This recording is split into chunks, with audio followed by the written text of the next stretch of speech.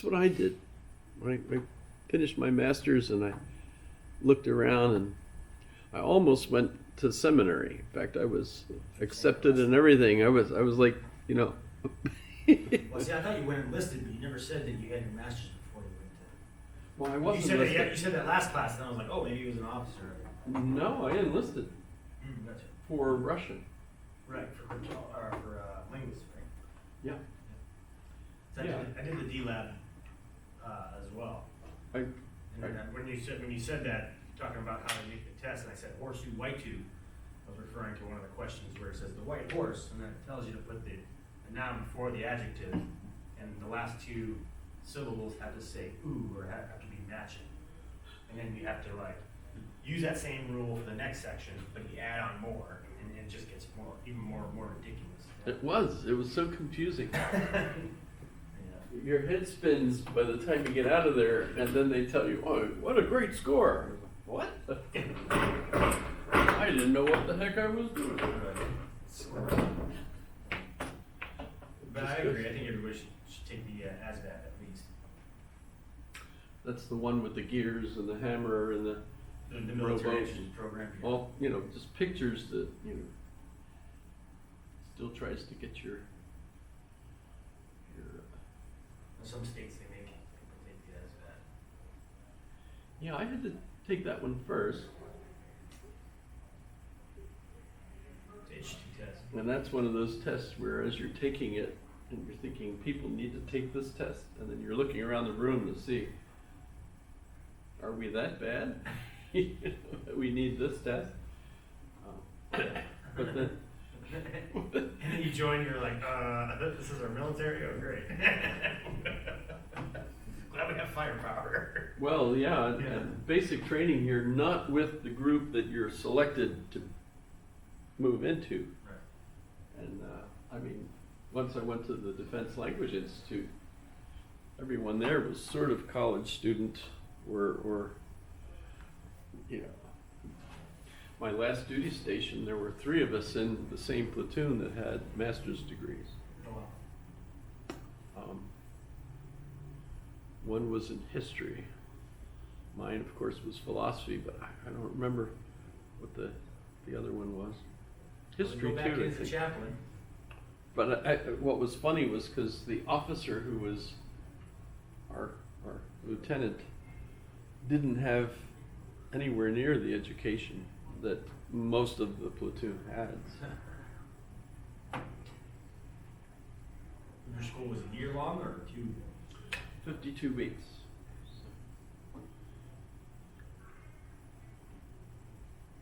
Russian was. That was perfect because by the time I had enlisted and went active duty, I had more than 9 months in the delayed enlistment thing, and then basic, and then the school, was 52 weeks. In fact, I think it was a little longer than that because you get a week off here and there for Easter and Christmas. But then we had 3 months at San Angelo at Goodfellow Air Force Base, and then a month in Massachusetts for the last portion of this. It was actually a 3-school thing, and then I headed to my first assignment, and because of all that timing, I was eligible to have my family go too, which normally the first tour family don't get to go, but I was over that I was over an E4, plus I had You were married as well? yeah, I was married.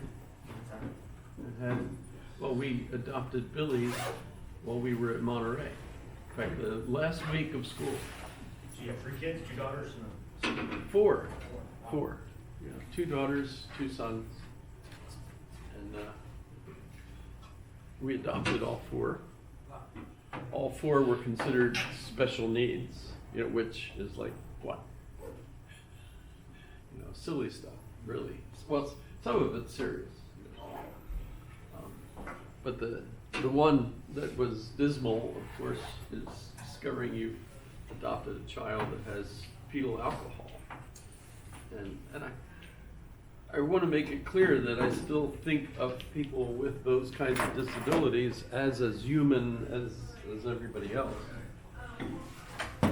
But when I get into the status as a person, who should be a citizen, what we mean by a modern person. There are individuals that look human, act human, but don't actually have the capability of being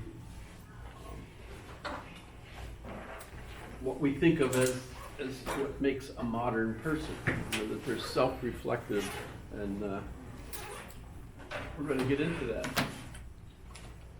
today, actually, right? Because as I promised, today's kind of the peak for me of the course, because I think I've said, you know, the philosophy beat the crap out of me, I mean, it was before 8 years that I found Hegel. I mean, it was, during my undergraduate years that I reached Hegel. But going through the course of history, you feel like, wow, this philosopher has the answer, and then the next philosopher comes along and says, no, he didn't. Probably because he misunderstood something about them, or she misunderstood something about them. But still, their arguments are sufficient for you to feel like, well, gee, I was all enthusiastic about this philosopher, and now I know I was wrong. Or I didn't have the whole answer, really, right? And so you get progressively more and more depressed, really, because this it's almost like you take an IBM 286 and you try to upgrade it to a 486 to a Pentium. Wait a minute, you need more of everything before you can go. If you're thinking of our minds as being upgraded by each of these advances in human understanding, which I think is a good metaphor for it, you end up feeling like you need more RAM. You need a higher speed processor, and frankly, we also know, and have you ever heard of the Flynn effect? So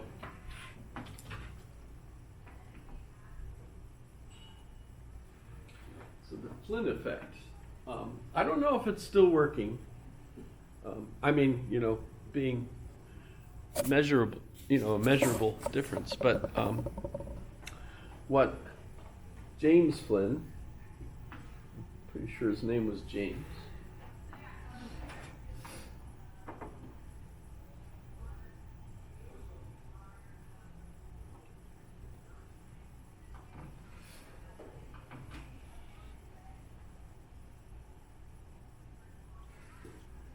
James Flynn. I'm pretty sure he's dead now.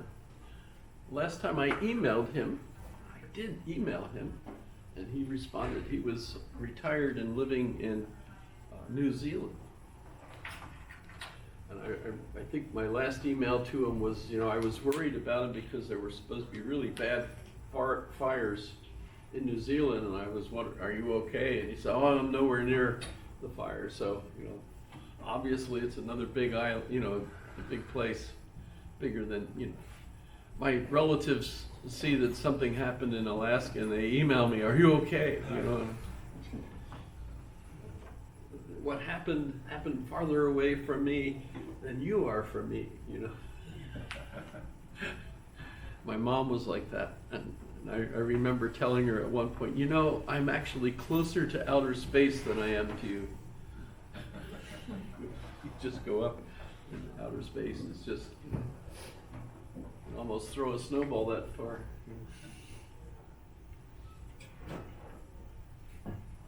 But James Flynn he didn't call it the Flynn effect.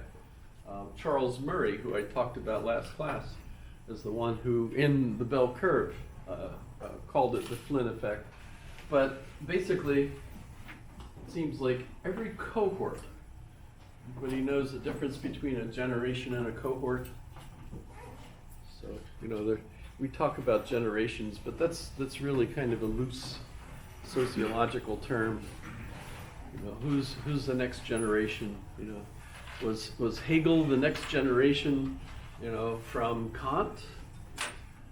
Maybe. You know, but there's probably some others. Gottlob Fichte is probably really more the next generation, and then Hegel is the next generation after Fichte. But a cohort is an age group, so you can go by age group, who was born in this, et cetera. But as you go up the various age groups, what they begin noticing with standardized tests is that each succeeding cohort seemed to be roughly 10 measurable IQ points higher than the previous one. And you end up feeling like, well, gee, people used to be pretty dumb if this is, a consistent thing. So there was the whole question of, well, what's causing that? And I have a question, is it still happening? Let's ask the world here. Okay, sure. Oh.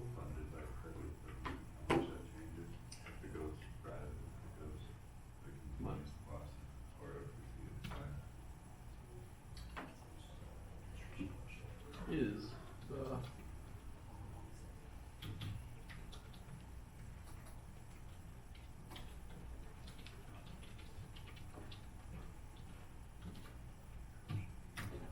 see what it says.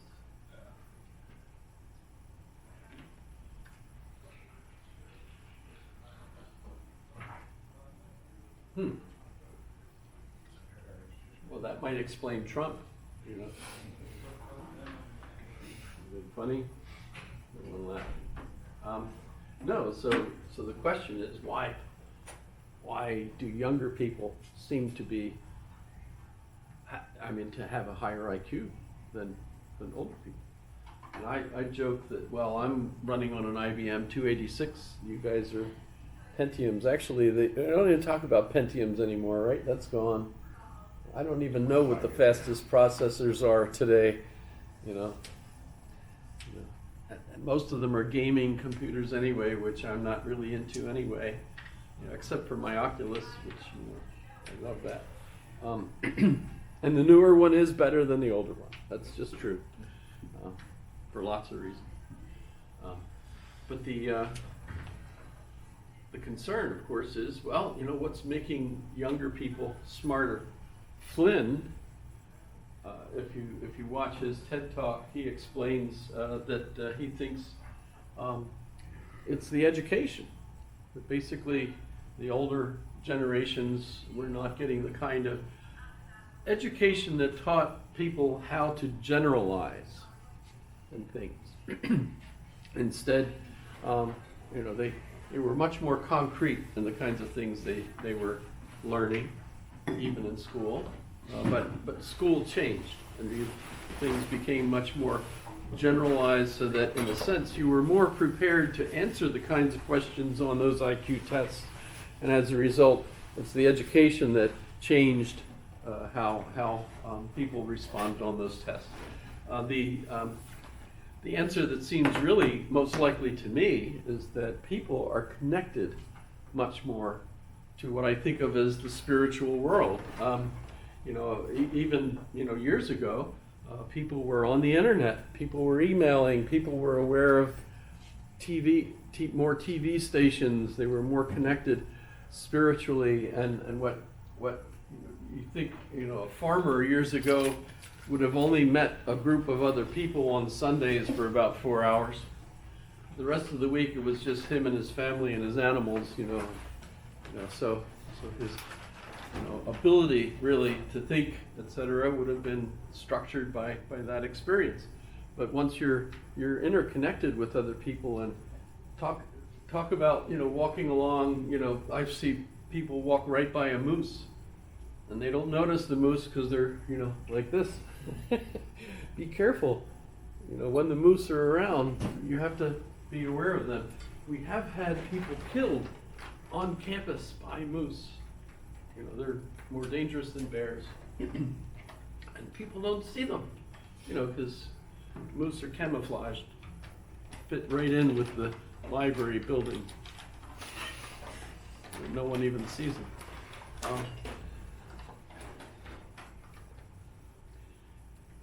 You know the old joke, I shot an elephant in my pajamas. How the elephant got in my pajamas, I'll never know. That's really just dumb stuff. But I used that same template for a joke. I was heading over to the library and there was a moose going to the, while I was going to the, I screwed it up. You try to put it so that the moose is going, while going to the library, a moose charged me or something, right? And why a moose was going to the library, I never know. But so basically I would argue that that seems to be changing, of course, that's a statistical thing. But generally it seems that the mind is more, if you think of it as a muscle, what people are doing with it, their minds are much more active today, constantly, even to the point where you're stressed out because you can't rest, you can't sleep because you're constantly interconnected with others. So I think that's one of the things about that. But so that's interesting.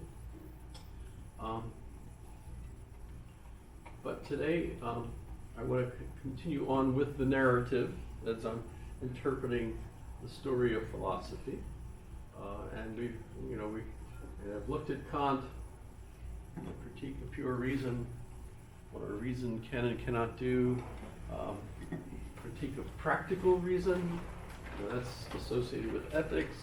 I just briefly touched on the idea of the categorical imperative.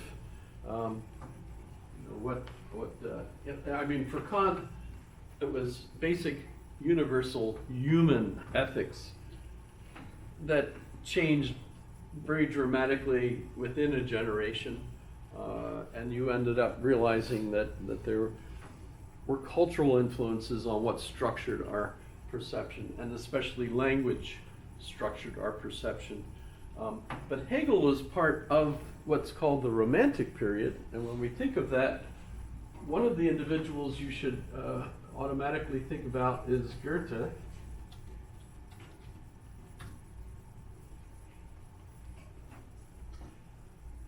He's, broadly interested enough in everything that we can think of him as a philosopher as well. He's more of a literary individual. His translation or his version of Faust. I don't know if I've mentioned it, but it's a traditional story about a very wise person who's called Dr. Faustus. There may have even been an actual original Dr. Faustus,